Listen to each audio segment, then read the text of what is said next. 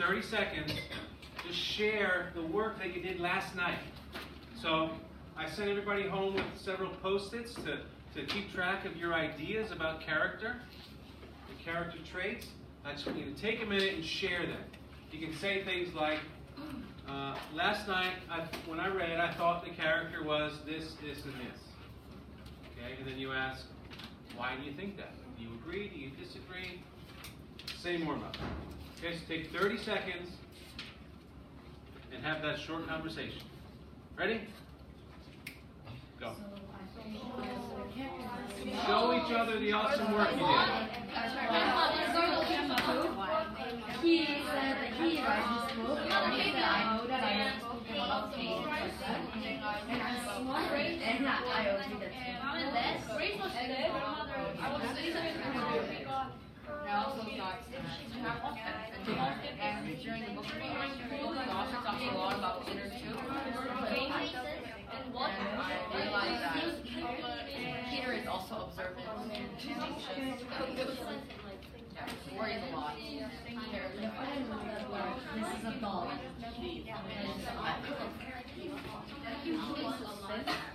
And how is the particular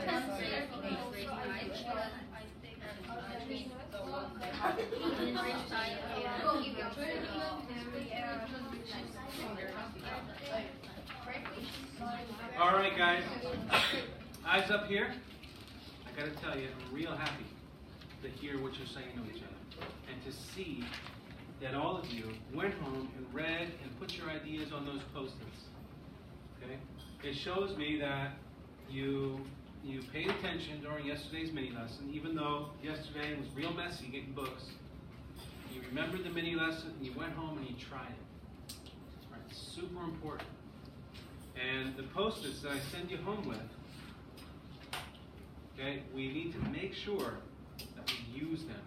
Because often when we go home, it seems like there's so much to do, and we're not sure what to write in our notebooks, or how to write in notebooks, and how to bring that back to school. But if we use the Post-its, if we take them home with us, and our goal is to bring them back filled with our thoughts, I think we can stay on track and not fall behind, right? And not lose the great ideas we have at the beginning of the book. Because we know that the beginnings are where the author plants ideas that grow into the big ideas of the story. So I'm really happy with what I see and hear from you so far. Now we're going to continue today, and today I want to teach you that in complicated stories, characters reveal themselves over time. And experienced readers know this, so as they move through the book, they are alert to new details and revise their theories about character as they read. So you see it over there. I can revise my thinking about characters as I read. And up here, revise your thinking in the face of new evidence. So we have those little thought bubbles. I used to think, and then I learned, so now I think this, right? This is a pattern we can memorize and say to ourselves when we discover new things about our characters or when we notice that characters change. Right? I used to think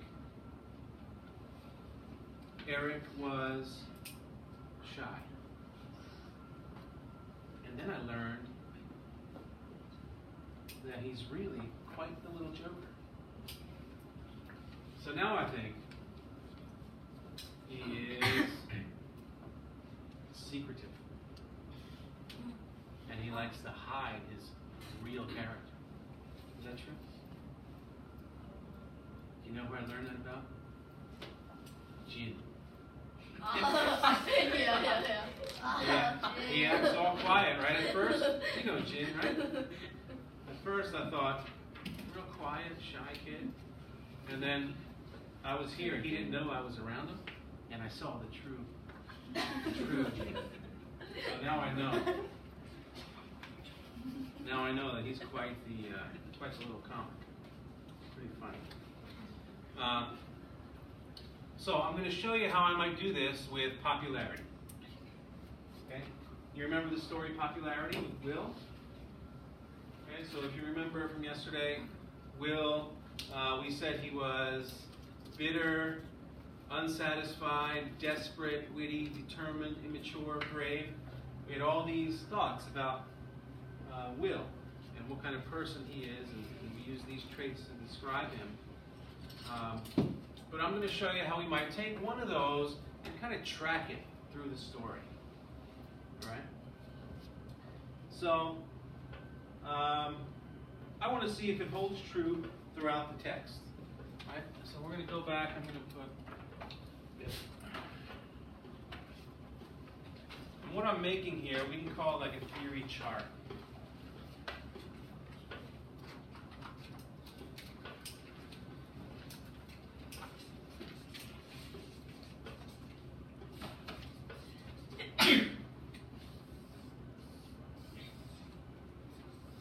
You might choose to make something like this in your notebook today. Okay, so theory chart. Ignore this. So we said that Will was bitter, right? And he felt upset and kind of angry that he was part of that group with Alan Gold and Alan Shipman, right? He spent 6 months picking clovers with those two boys when he really wanted to be somewhere else with the popular kids, right? So we said he's bitter. All right. So now I'm going to read you.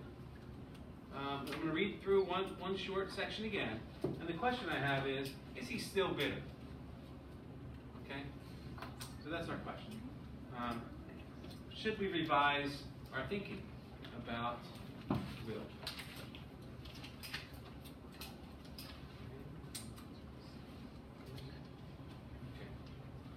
So this is when he's thinking about, or actually he's walked that 20 yards and he's standing in the outer circle of the popular kids, right? And he's thinking to himself, I wondered what my position in the group might be. I certainly wasn't a great athlete, student, or ladies' man, but I did have a sense of humor. Maybe I could be the second funniest boy in 4th grade. My thoughts went no further because the bell ending recess rang.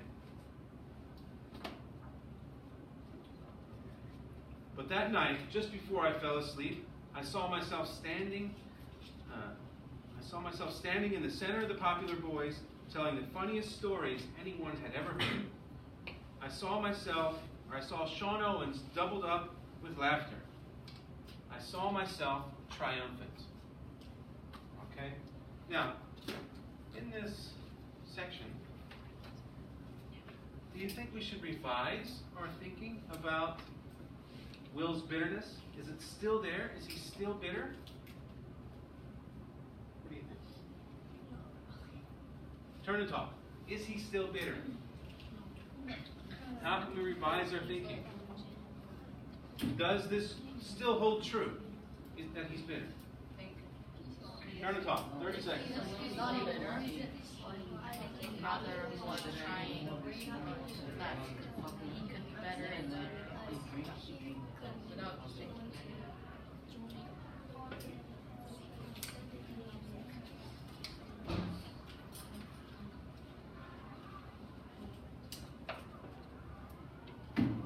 What do we think? Does this still hold true?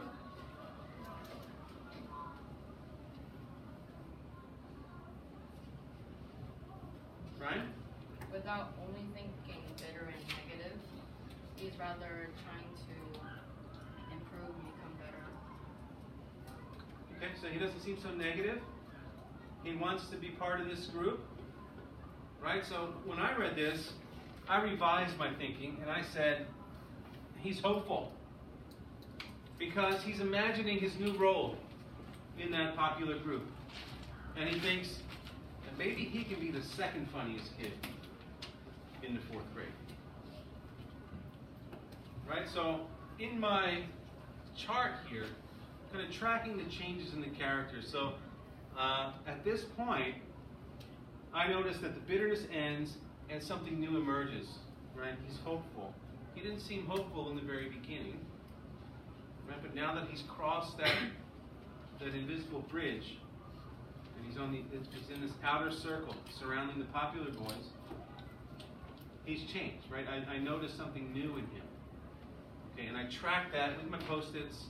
I track it in my notebook because later, when I think about themes and character change, I'm going to want to remember these thoughts I had in the beginning of the story. Right? I'm going to want to remember these changes because they are intentional. Authors do it on purpose to convey some information and share something with you, and it's important that we notice. And so we get more out of the book this way. Okay, so I'd like you to try it. All right? Think about one trait you saw in your character. Okay, and I saw all of you have Post-its full of ideas. Choose one. Okay, think about one. And ask yourself, are there parts later in the book that support this trait? Or parts that suggest that character is no longer that way? Alright? So I'm going to ask you to do the same thing I just did right now with your partner. Okay, so you're going to look at the early traits you identified and then see if they remain as you keep reading. So take 30 seconds or a minute to talk about that.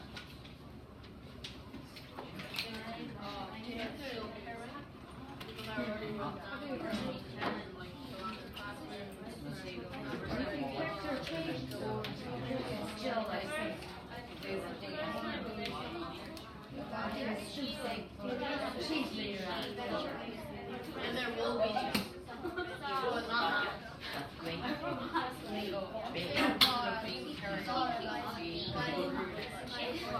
You should be looking at your Post-its, stuff you wrote down yesterday.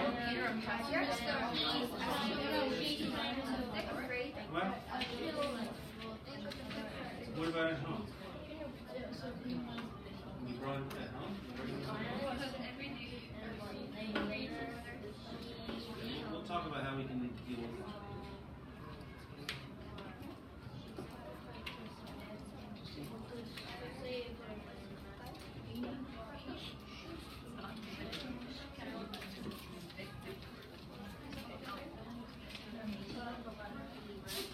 All right, so I heard some good things. I noticed that not everyone had a strategy for note-taking at home and bringing them in. That's fine. That's something we'll talk about today. For those of you that did anybody find a character trait that disappeared, or one that was only part of the beginning of the book and then didn't hold true as you read on? Did anybody find that? Yes? Eva, do you want to share? No? Jake, do you want to share? You guys talked about it, right? You don't want to share? Anyone else? What about the PAX group? You got anything you want to share? No changes yet. Still the beginning. Okay. But today's a special day, right? And I want to make sure that you get a lot written down as you read. Because writing about our reading is super important. Often students think that independent reading time is pleasure reading. Okay? It's a little different. Pleasure reading is what happens on the beach. Right? At a coffee shop. Listening to the waves come in on our beautiful island. Pleasure reading is not what we do during independent reading time. Ask me why. Tom, ask me why. Why? Say, why don't we pleasure reading class? Pleasure. Because if we pleasure read in class, we're not going to grow as readers at the fastest possible rate. Right? That's why we're here. So the reading we do in class, our notebooks are open, we're thinking deeply about different things as we move through the units. And this is the work that accelerates our growth as a reader. All right? And that's why we're here, right? Your parents are going to ask me, well, what can Daniel do to become a better reader? Right? My answer will be, Daniel's already doing it. Look at his notebook. And it's like, ja-ja! And lights come out of the notebook. right? And the whole ceiling looks like stars. And she sees all this amazing thinking that Daniel does during his independent reading time. And it's all from the notes you take. Right? So to help you get started with that today, I got a special treat. You're going to get, here it is, you're going to get an exercised post-it for your theory chart. Okay, so you're going to get this, it's going to go in your notebook, and it's going to have some kind of chart like this where you are tracking the development of one or two traits. Okay, that's the plan for today. You think we can do that? We can be successful? Okay, so when you get this, you're reading at your desk, your notebook's open.